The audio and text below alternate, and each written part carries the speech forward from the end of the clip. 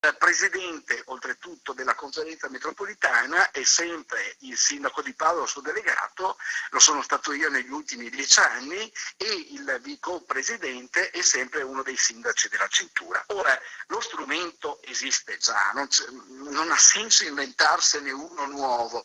Quello che sconcerta è che non viene utilizzato quello strumento, si fa finta di inventarsene uno diverso, nuovo, e però la cosa che colpisce subito è che ad essere invitati sono sindaci che rispetto alla dizione Grande Padova non c'entrano assolutamente nulla.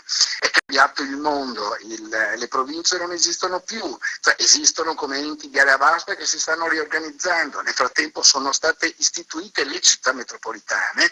Per quanto riguarda il Veneto c'è Venezia, che avrà dei compiti particolari e diventano i luoghi, i motori dello sviluppo della regione.